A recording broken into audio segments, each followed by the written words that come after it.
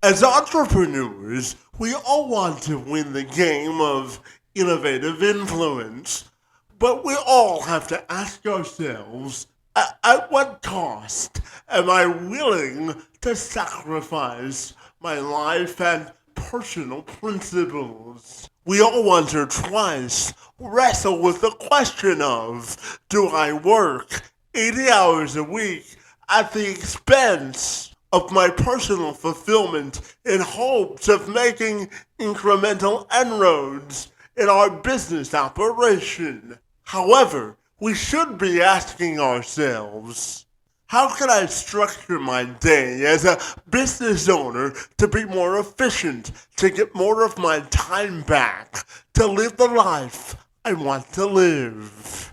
Before we go any further, I want to provide you with some statistical food for thought as we continue our conversation. 75% of today's entrepreneurs admit to experiencing occasional or frequent burnout, according to a recent Gallup study. Furthermore, the Spring Publishing Company says that 40 is the average age that the average entrepreneur begins experiencing burnout. And finally, 1 in 3 entrepreneurs live with the specter of depression, often caused by stress and burnout.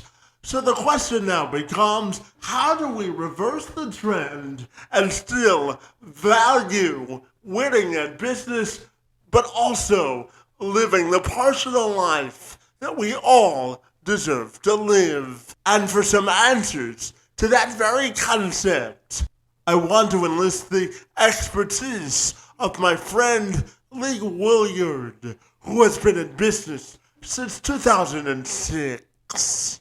He's a business and life strategist from the United Kingdom.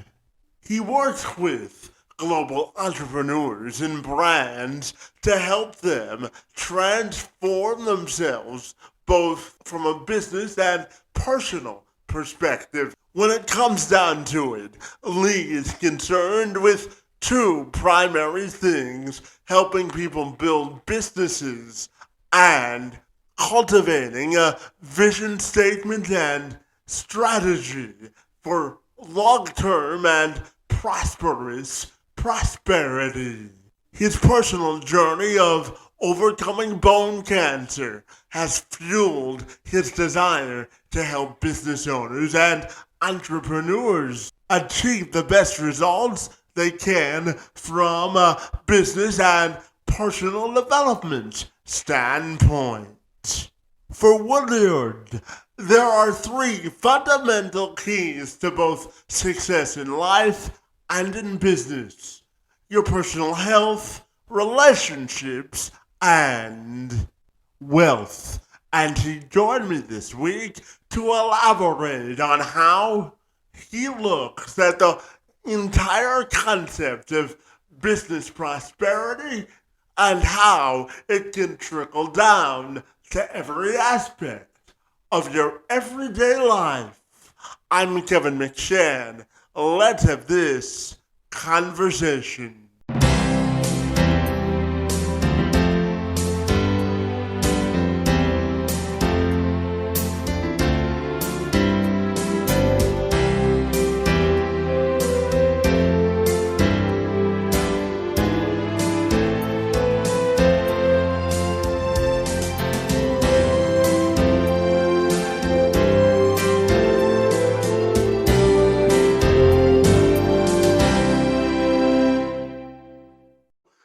Leigh, without further ado, my friend, I'll welcome you to the program today. And I'm super excited to learn about your journey in business. Great to see you today. And thank you so very much for being here.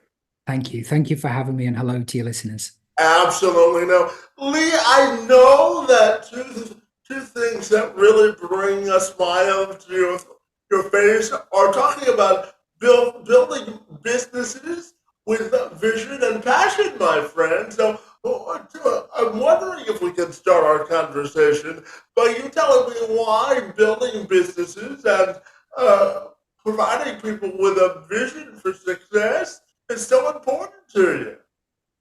Absolutely. And it probably started from when I was a child. My dad had his own business, and I always felt inspired by people who were making a difference in the world, generally, whether that's through sport, business, whatever it is.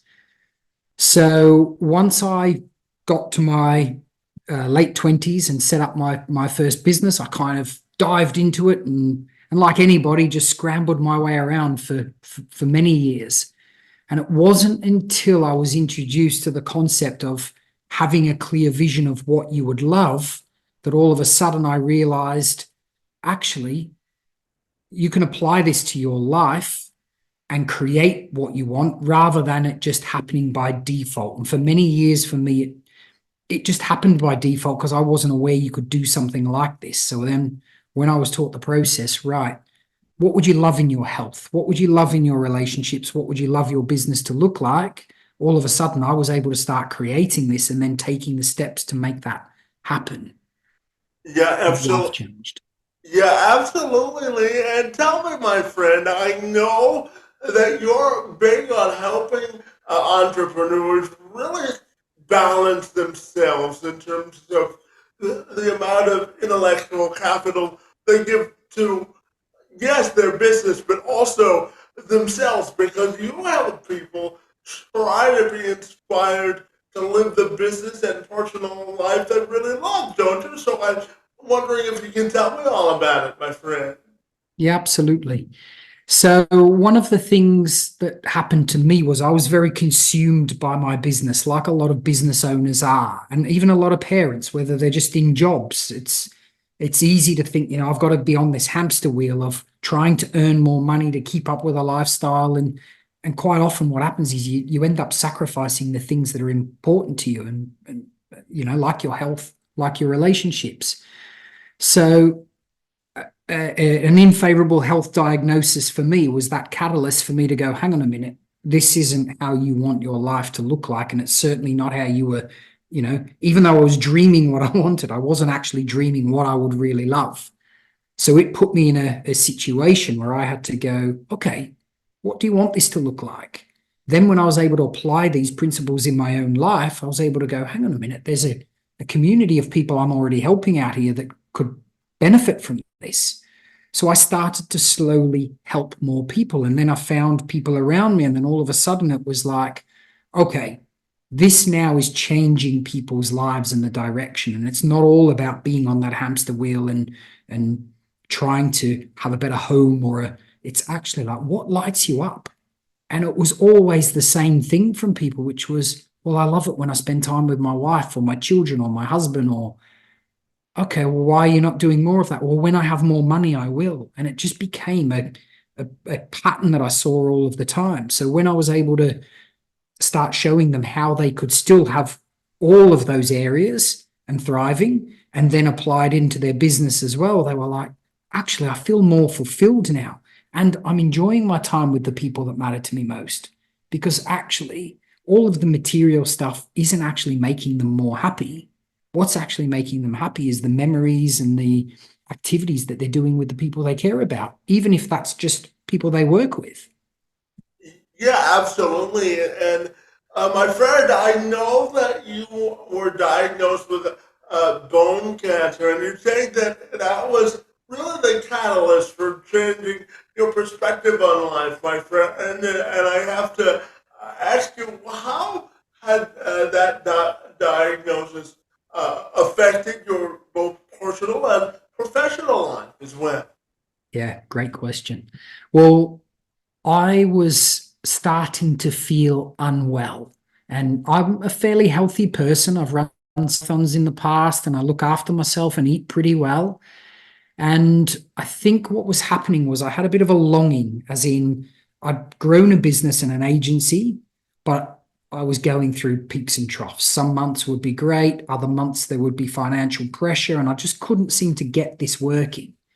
And I was getting, I was trying to be a present father as well, and all of these things were getting on top of me and putting pressure on. So I was holding it in my bones, effectively. On the 1st of August 2019, the morning of my twin boy's birthday, I was given the diagnosis that I had bone cancer, and I had to go home and break it to my wife an hour before we were about to have 15 kids come over for a birthday party. Now, initially, she didn't want to go ahead with the party, and I said, look, we have to, let's put this to the side for now. We'll come back and investigate what actually happened. So over the course of the next month or two, I started to have a look for reasons to go, okay, I'm not going to allow this to happen. And I don't want to go down this track of not being right. I must have caused this. What was it? And I was introduced to a mentor that said to me, Leigh, it all begins with your thoughts. Your thoughts, your body's a manifestation of what's going on in your thoughts. You have to start changing these. Because of an unfavorable diagnosis, I was like, right, well, I'm willing to listen. And at first, it did feel a bit, well, is this a bit woo-hoo? Is it going to work? But I was like, I've got no other option other than to take drugs and have chemotherapy, which I didn't want. And it wasn't making me feel good. Once I started to change these, 6 months later, I'm into remission, and the doctors are like, this is unbelievable. What are you doing? And in my mind at that point, it was like, wow, I've been given a powerful gift here, and I've been given a little nudge from the universe to say, hey, this is what happens when you go down this route, but look what happens when you go down the other. Then I was able to say, well, if I apply this in my health, what happens if I start giving this gift to my children? And then I saw them shift quickly. Then what happens if I put this into my relationship, and my relationship got even stronger and it was more fun, and there wasn't the usual pressure that goes on in a family of, oh, we have to earn more money, or we've got to save this month because we want to have this. Things started to really blossom and feel energized. Okay, what happens if I apply this in a business? Wow, I'm now able to serve people that light me up. I'm able to do something that's fulfilling and makes me feel great. And actually, the thing that makes me feel great is when those people come back and say, wow, it's not only impacting me, it's impacting the rest of my life and the people around me. And that's the bit where you go, okay, I'm now starting to fulfill the thing that I really wanted to do, as opposed to I'm providing a service and it pays the bills and I'm not actually doing something I love. Yeah, absolutely. And Leigh, I want to ask you about business diversity and inclusion. Outside of hosting this podcast, Leigh, I talk to businesses about the importance of infusing individuals with disabilities into the workforce, and it's particularly passionate for me because I was diagnosed at birth with cerebral palsy, and I was told at the age of 9 that I wouldn't be able to walk for the duration of my life without assistance because of the severity of my disability. So I've made it my professional mission to help organizations build a more inclusive culture with minimal effort, my friend. So tell me, how much of a competitive advantage do you think thinking inclusively can provide business leaders when they hire folks with disabilities, and really promote inclusion, equity, and diversity as a part of their organizational culture? I absolutely believe that it has to be part. So if you're the business owner, it has to be part of your belief. So understanding that adversity and inclusion, it means that you can have people that see things in a different way, can do things in a different way, and often think a lot more creatively because, one, they've had to go through some hardship, which has led them to where they are, where actually shows you they can problem solve and figure things out that you maybe can't see or others can't see. So for me in 2018, I partnered with a young man who had cerebral palsy that was told he wouldn't be able to play football. When we asked him what his vision was at the time, it was, I want to provide an environment where young children can have opportunities to play football where I couldn't. So what we did was we created a team called Adversity United. It's a kids football team, and children with different learning challenges or cerebral palsy, because he had CP, were able to come and express themselves in an environment they felt safe. He's now gone on to play for the England national team. Even though he was told he could never play football, he's now playing for the England CP team and a fantastic player. So using that example, what that environment did then was give him some confidence, but as a business owner, if it's part of your values where you go, okay, we can start attracting some great people into our business that can come up with different ways to think and to act. And also, as a culture, what we're creating is we're making the whole business environment understand that there's so many benefits to having the inclusion in our business environment, but it has to stem from the owner. The owner's got to have a portion of their heart and their awareness to go, okay, how can it not all be about me, but how can it help these people develop? Because actually what that's going to do is help our whole team develop. And what you tend to find as well is people who do have a disability a lot of the time don't have the barriers that people who are able. So quite often what they do is they bring the best out of other people.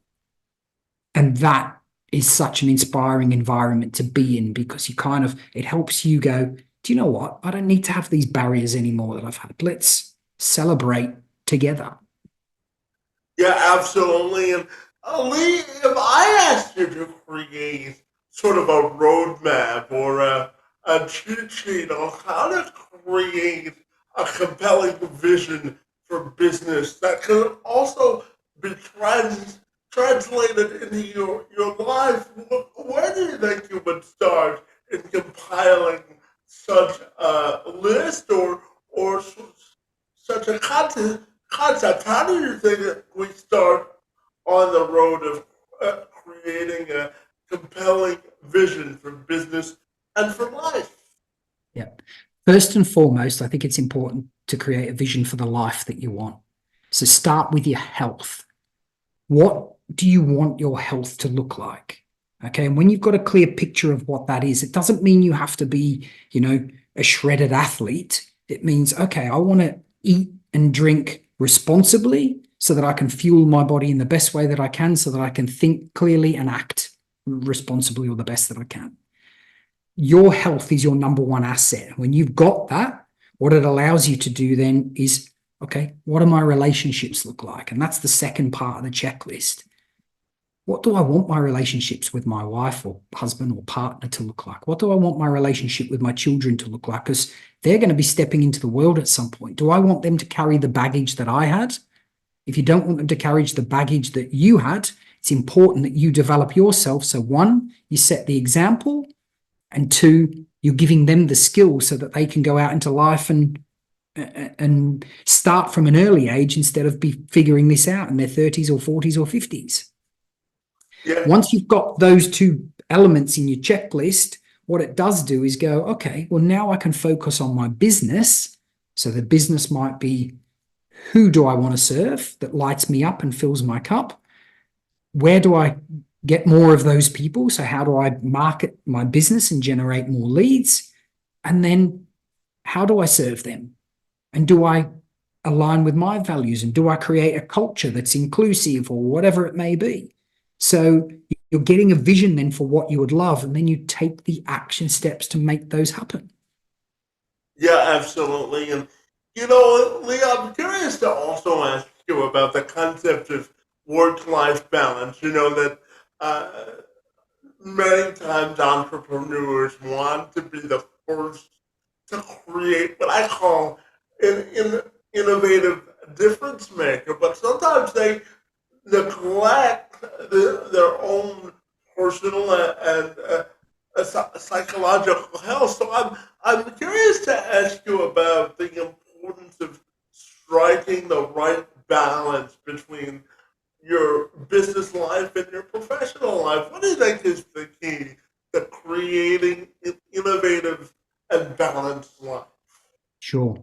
I think balance has to be the definition that you give to it. So there's no judgment from me if somebody says, do you know what, my work is my passion, and that's where I want to spend 80% of my time, and then I'll spend 20% of my time on my health and relationships. However, there's been so many surveys done and questions asked of people who've got to the end of their life, and none of them have said, I wish I'd worked more. They all wished they'd spent more time with the people that they love, that make them feel better, and they wish they'd spent more time looking after their health. So that for me is a warning sign or a flag where you go, okay, if all these people keep saying it, why not follow what they're saying and do it now? So to get the balance, say to yourself, okay, what does that look like for me with my health? So I say, do 30 minutes of something a day that's for your well-being. So if you're not someone who likes to go for a run or go to the gym, do some breath work or some yoga or Pilates or something that's gives you some time for you to set your day before you start. Then, okay, what's the balance in your relationship? Do you organize date nights or date breakfasts with your partner? Do you coach your kids' sport or take them on adventures every weekend out and, so they're away from gaming and whatever it may be? Again, finding what your balance is in that. And then, okay, now I'm running a business. What are the hours that I'm willing to put into this that allow me to do those other things? And then you maximize your time in those hours, and then that's it. Don't do any more than that, because the minute you let that spill over, it means you take from those other things. And although you might feel, I've got to put more time in because I want my business to grow, actually all it means is you're not efficient in that time. So work on the skill of being efficient in that time so you get the maximum out of you.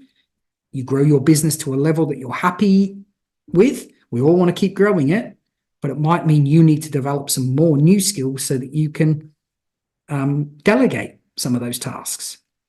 Yeah, and Leigh, just out of a personal curiosity, I know that you've shared with me that you have children, and I'm always curious to ask parents about the challenges and the successes of raising children in today's day and age, with the temptation of social media and peer pressure and everything that goes on from a societal perspective. What do you think is the key to raising kids today successfully?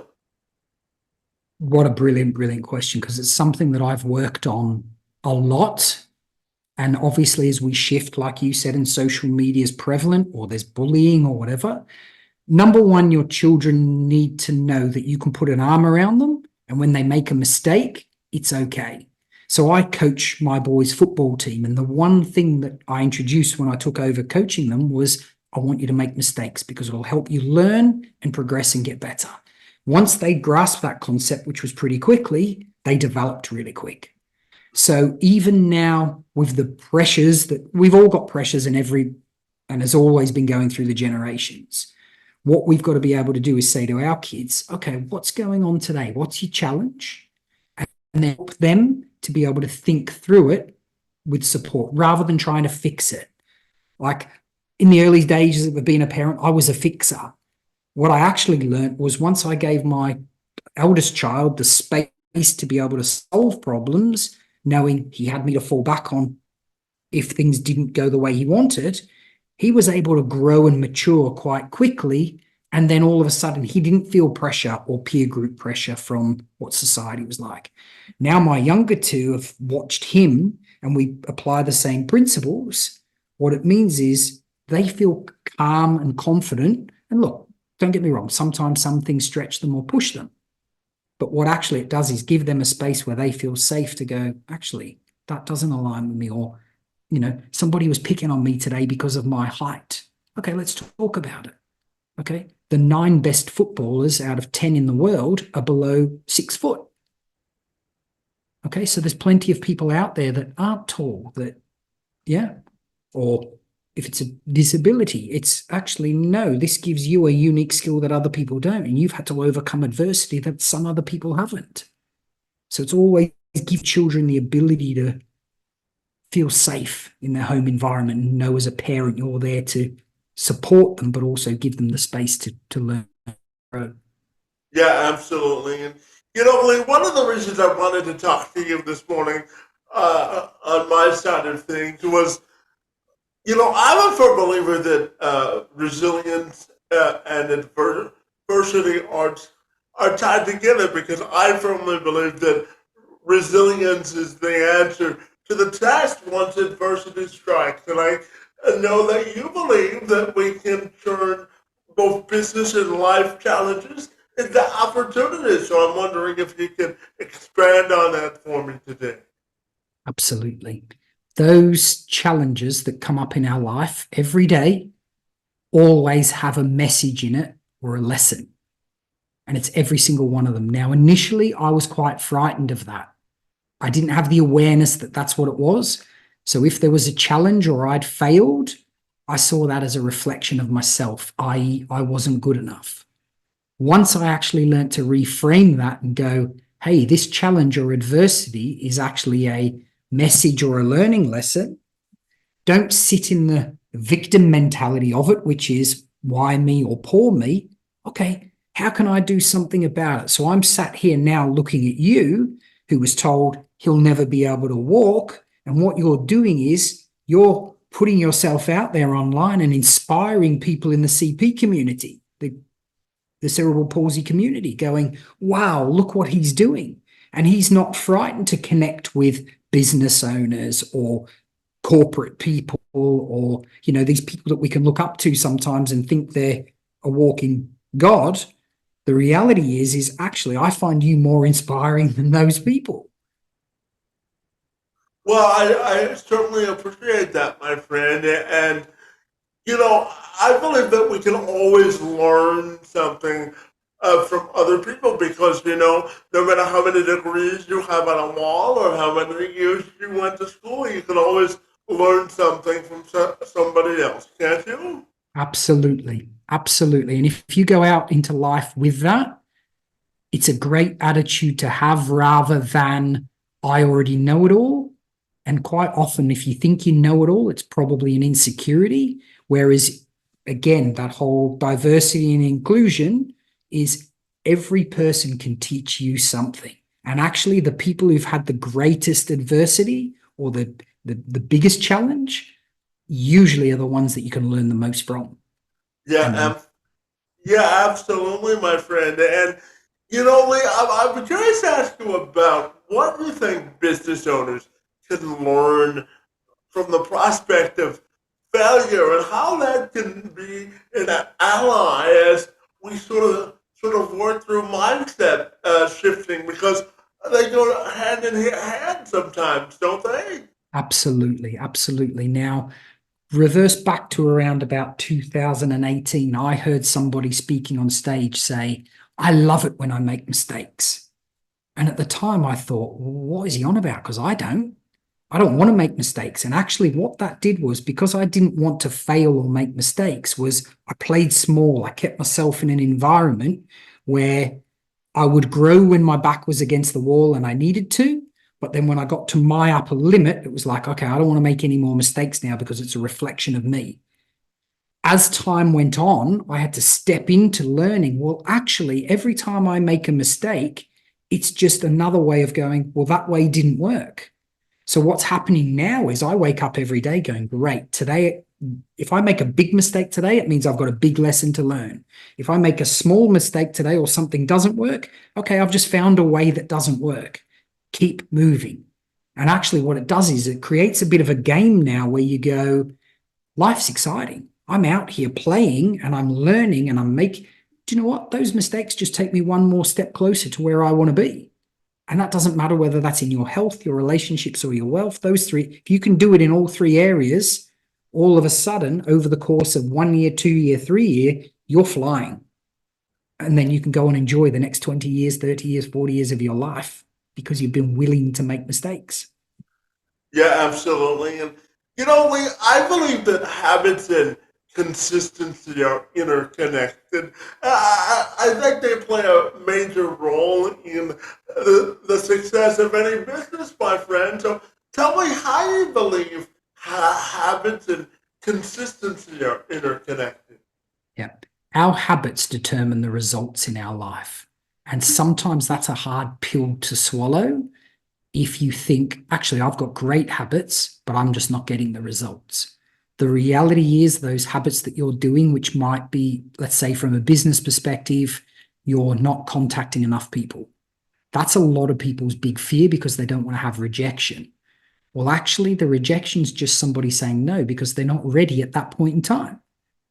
You have to be willing to break whatever that habit is that's not getting the result for you. So you've got to have an awareness to go, I'm not happy with the result that I'm getting in my health or my relationships or business. Okay, if you're not happy with that result, what are you doing? You're the center of it. Okay, don't blame anyone else or blame the environment or blame the politicians or blame your upbringing or blame your parents or whatever. Okay, I'll go. What I was saying was your habits are what create the results in all areas of your life. So if you think of it from a health perspective, if you eat junk food, your health's not going to be great. Okay, I'm not saying don't eat any. The reality is it's always there. But you want to fuel yourself the best you can so your health's got the best chance. If you don't drink water or do exercise, you're not going to be healthy. Yeah? So that's a habit, okay, looking at what you eat. That's a simplified one. In business, if you're not growing your business and the result is we're not, making enough profit, the reality is your habit is you're not reaching out to enough people and sharing what you do. Okay, and that's uncomfortable for a lot of people because they don't want to be rejected. Yeah, but the reality is the rejection's not actually a no because of you. They're either not ready or they don't need it. Your objective is to go out there and find your people, the ones that can benefit from your product or your service. And the more you do that and find more people, naturally what happens is your business grows and you serve more people. And then your next part is to go, okay, who are the people I love to serve? How do I get more of them? As opposed to, I just want volume and see what happens, because you can end up with 50% of customers that you're not happy with and 50% of customers you are. And actually, it creates more problems for you. So your habits in your business and your life are a reflection of your outer world and what's going on. Yeah, absolutely. And Leigh, I've got two more questions for you, my friend. And the first has to do with self-improvement and growth, because I believe that I live my life by the saying that the only level of expectations you ultimately have to meet in life are your own, because it's my belief if you don't have a fundamental level of expectations for yourself, it's hard to meet it for anybody else's expectations of you. So tell me, how do you think self-improvement and growth from a personal and professional standpoint are interconnected?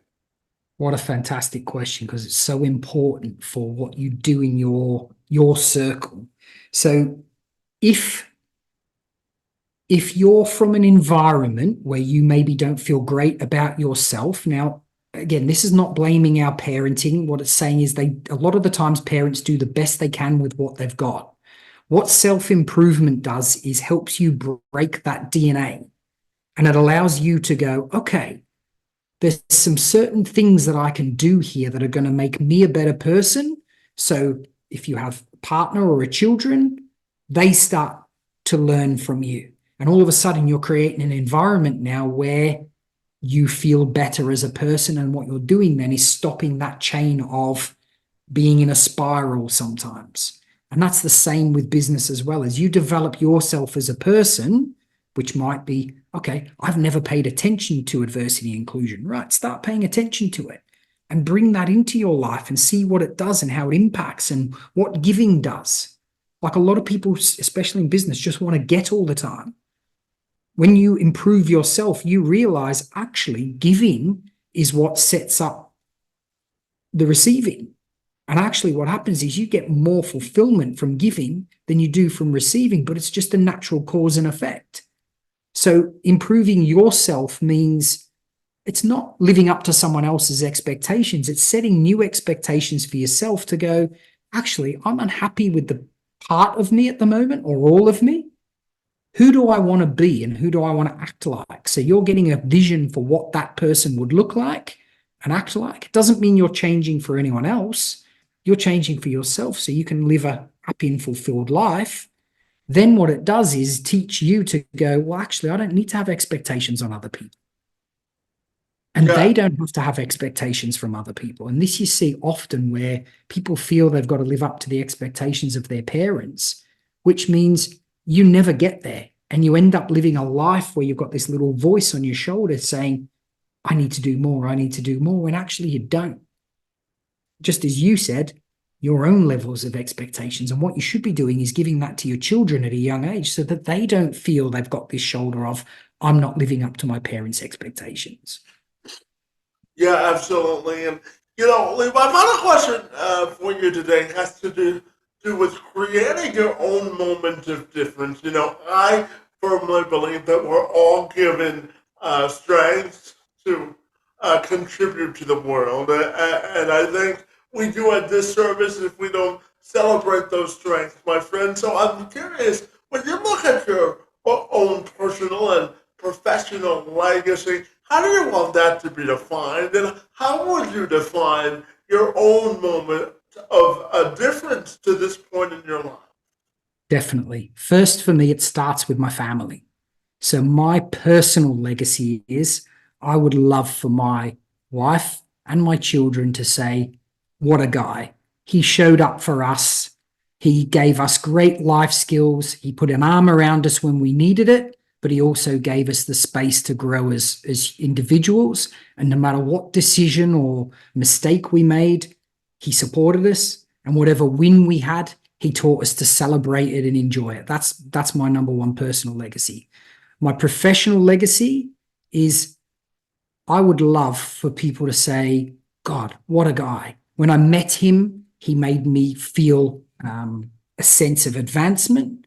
When I listened to his on a podcast, or I read one of his emails, or I watched one of his videos online, he always left me feeling better than when I came.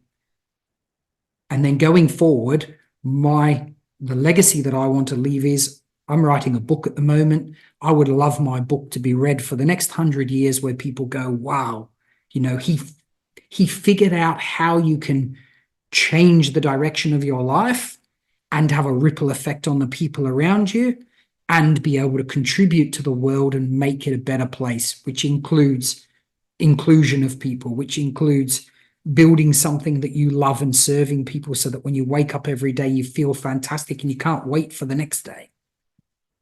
Yeah, absolutely. And Leigh, finally, tell me, if people want to get connected with the great work that you're doing, my friend, what's the most effective way they can do that?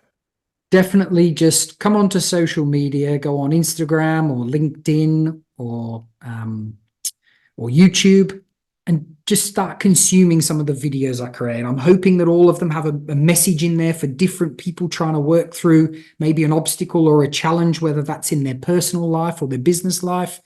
Follow on those. If you want to sign up to any of the free workshops I do, come along. They're great places for you to network with like-minded people and be able to make a change, change the trajectory of your life in health, wealth, or relationships, and go on and really, make an impact on the world. Well, I have to tell you, Leigh, you filled up my cup of personal development and growth this morning, and I want to thank you for the good work that you do to inspire people to be inclusive and noteworthy business leaders, my friend. Your work in the space of business diversification and inclusion is most appreciated, and I want to thank you for engaging in conversation with me today. Kevin, I want to thank you for having me on. I want to say hello to all your listeners, and I want to tell you how much you've inspired me today from seeing somebody that is inspiring, like I said, the CP community, and even wider than that. Anybody that sees your podcast or your social media stuff, you can only inspire them from going from your story to where you are now, and I'm sure you're going to impact people for the rest of your life. So thank you so much for having me and inspiring me today.